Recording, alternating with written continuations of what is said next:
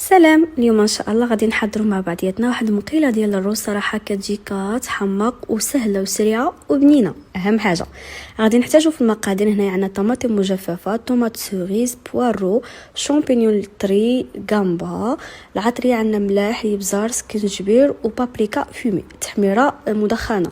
الا ما كانتش من الاحسن انكم ما تعملوش اخرى العاديه، اكتفيوا غير باليبزار وبسكنجبير وملح. عندي هنايا سكنجبير طري، ثومه طريفه حتى هي طريه، قزبر مقطع مع واحد العرق ديال الكرافس، زيت زيتون بواحد الكميه اللي هي وفيره. غادي ندوزو باش نشحروهم. غادي نعملوا ديك الزيت، من بعد الثومه والزنجبيل طري، بوارو، من بعد غادي نضيفوا لا تباقي ونزيدوا العطريه هي الاخرانيه.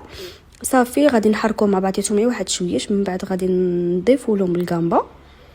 هادشي ما كيديش وقت طويل في الطياب، راه ماكسيموم هاد لو بلا كامل كيقدر يوجد انه في